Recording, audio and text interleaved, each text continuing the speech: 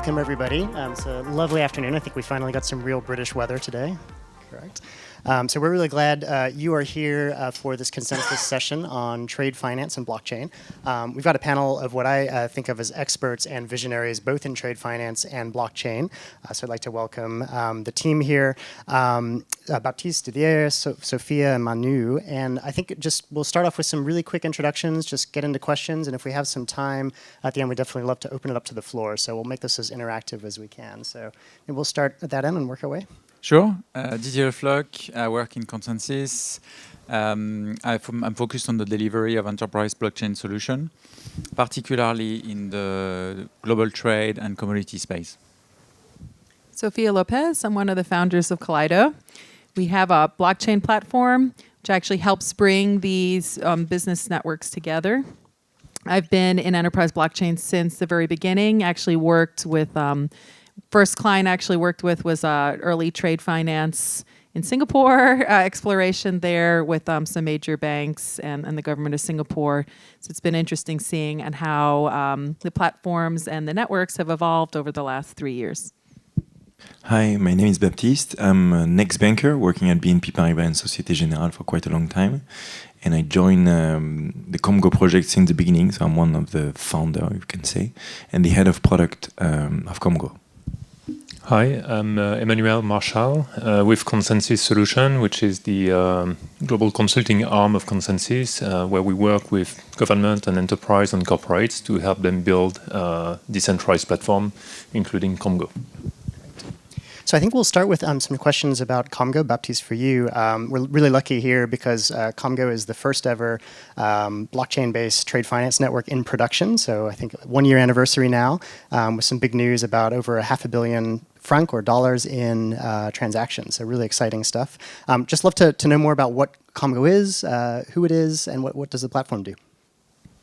So Komgo is a kind of consortium order as a startup that is focusing on facilitating the financing of commodity trade transactions. So we do have very strong banks in our shareholding structure, such as Citibank or BNP Paribas, ING, and many others, and some corporates. So our objective is really to co-construct a network, and I think this is one of the biggest strengths is that we can develop with the support of both parties, which have different interests and different objectives.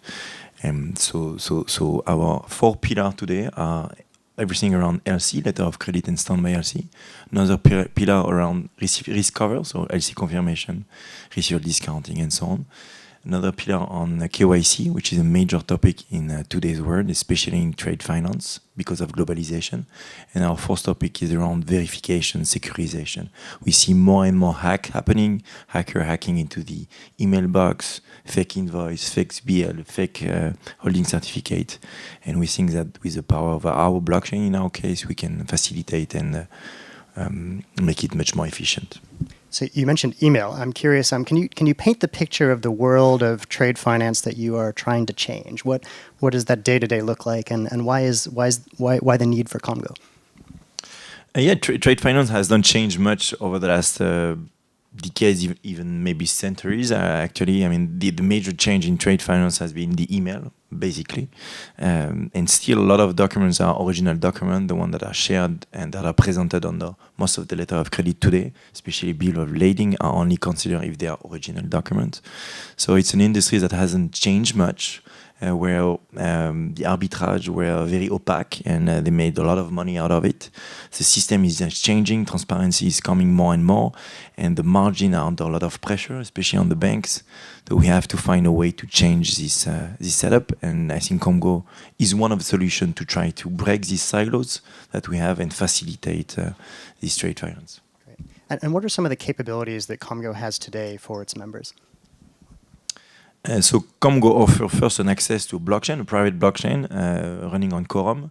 This blockchain allows you to process different transactions.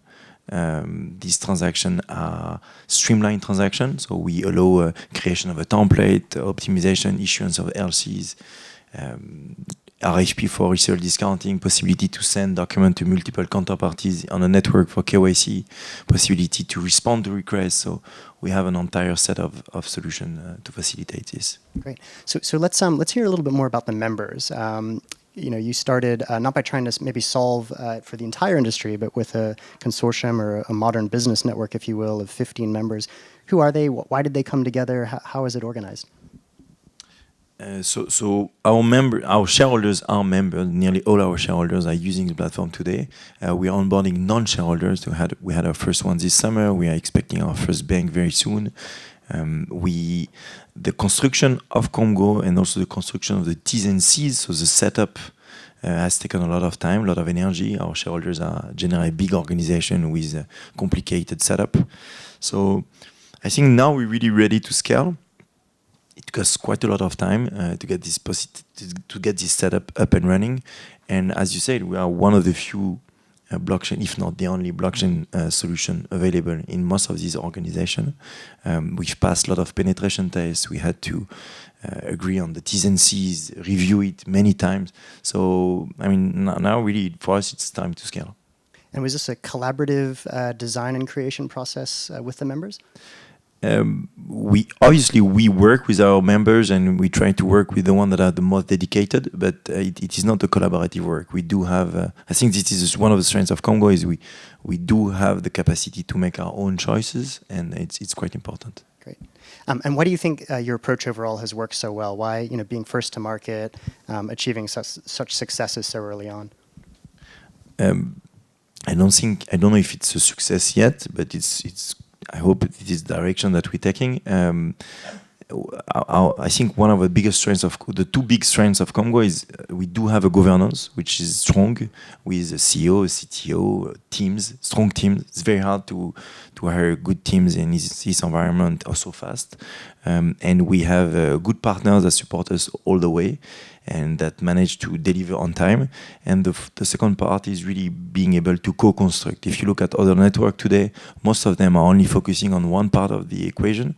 I think really our strength is that we do have different parties.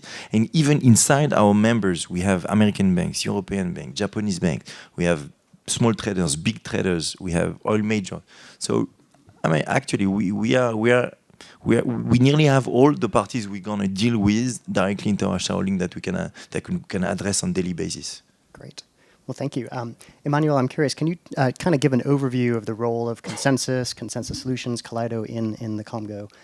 Yeah, no, of course. So ConsenSys was selected by Congo to design, build, and operate the Congo platform. So ConsenSys, as one of the leading blockchain companies in the world, does offer fully integrated services. And more specifically, in the case of Congo, the design we made for the platform include Kaleido, the business blockchain cloud blockchain network, which allowed us, which was essential in being able to go to market so quickly. So between the time where we started working together and go live, it took less than 6 months. Which no one else in the industry has managed. And I think that's a combination of, the tools that we have with Kaleido, but also a great fit between the two teams, very entrepreneurial in our approach to get right to the goal.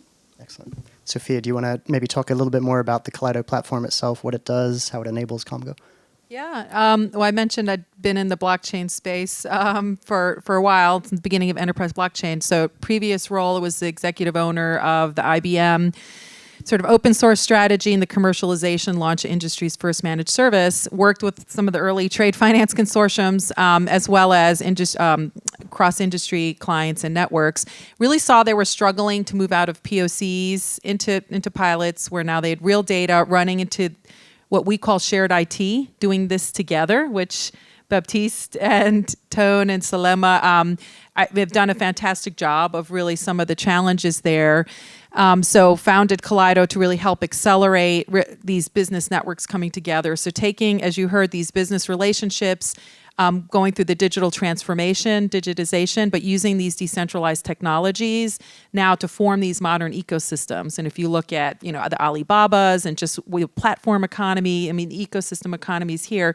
So as you're really doing this digital transformation in these industries and use cases where, for 10, 20, 30, 40 years, they're running either on very old legacy tech that can't really meet the modern demands, or it's really in the email and phone call, a lot of manual back office procedures there. So I think one interesting perspective, if you look at the people, process, technology problems, and you look at the other trade finance networks, Manu referred to it. I mean, Congo is able to, in 6 months, and actually in 4 months when you count from when they incorporated to December of last year, go into production with their first use case, letter of credit, very quickly followed on with KYC, receivables discounting, and others.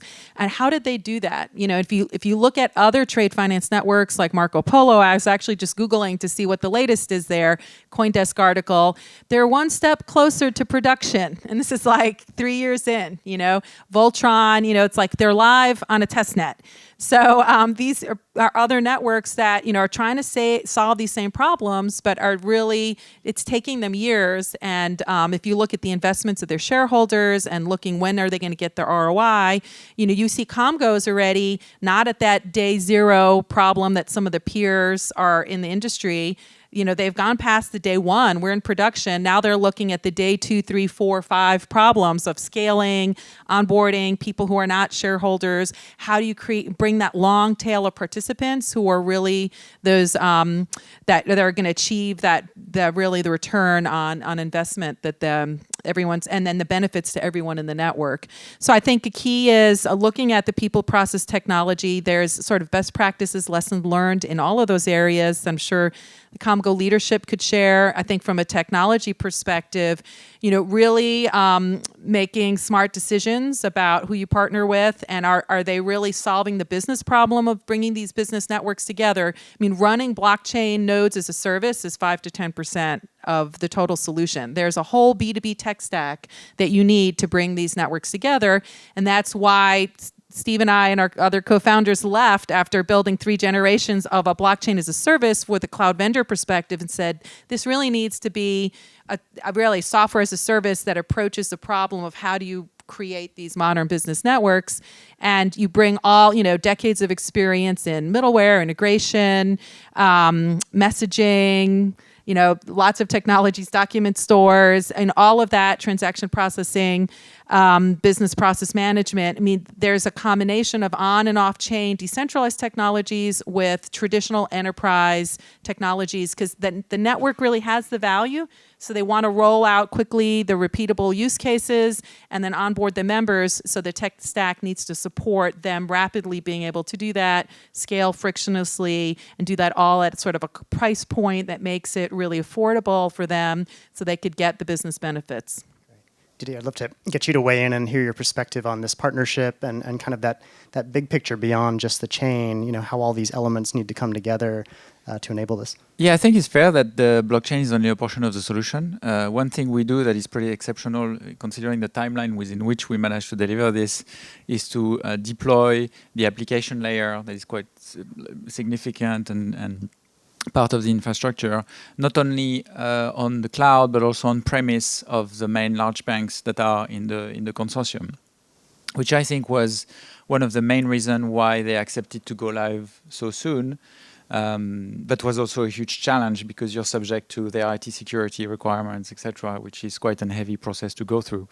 But coming out of that, you come out quite strong, actually, because all of the questions and the challenges that banks internally impose in a way onto the project are as many challenges that if you manage to overcome them, then you end up in a really good position and with a strong, solid infrastructure that you can really deploy at scale, and you can really build a lot of functional and business value on top of.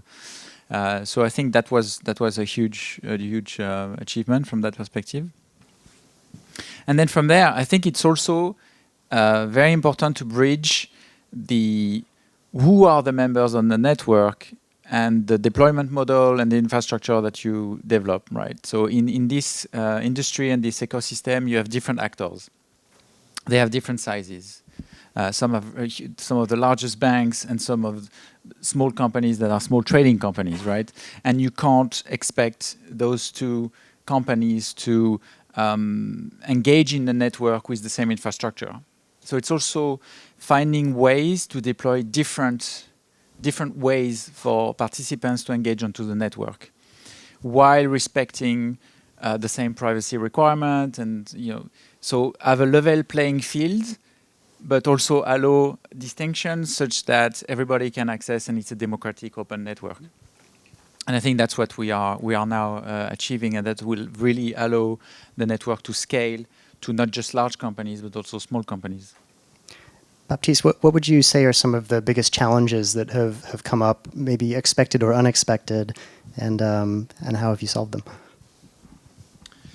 And I think one of the big one is the one that Didier just mentioned. I mean, the diversity of our shareholders, the fact that we needed to build something that was tailor-made for certain counterparty and actually mainstream for others that don't have the same level of IT security. That was the first one, and the second one was to build a product so fast. So you mentioned that a lot of them are in proof of concept, and moving from proof of concept to a real product is a huge step. I mean, you can do anything in a proof of concept. Actually, you do anything because you want to make it look sexy. You want to make it look great. You want blockchain to be everywhere. When the true story is here, actually, we needed to iterate this solution, and which probably is the future, but which has to go through a lot of small steps. And how can you get traction with smaller iteration in a product, people be interested. I mean, global trade is a network, is a big network. It's a bit like when Facebook arrived. It makes sense to be on the network if your counterparty on the network. How are your counterparty going to be on the network if none of the others are on the network? So you need to find small tools, small solution that will enable them to come on the network. We have made the choice of coming with several products. We have a suite of products, which is different to our competitor, because we think that the traction of one of the products will bring value to the other product. And I think, and after a year, I really think that it's a good choice, because we start developing components that we can apply to all. Just give an example around the search bar. We do have a problem. How do you search document? How do you search trade? So when we develop a search bar for one product, we can apply it to all. When we develop a contextual messaging, we can apply it to all. So we benefit from this iteration. And so I think, like any startup, our main problem is the traction, find the product market fit. And it's like any other startup. No more blockchain than others. But Sophia, Baptiste mentioned the challenge of onboarding a diverse membership as part of this business network. How would you say kind of Kaleido's approach to the technology in this full stack blockchain platform has been informed or helped solve those kind of challenges? Sure. Well, diverse network, they're going to bring their own requirements. So as Didier mentioned, certainly being able to allow for hybrid deployments.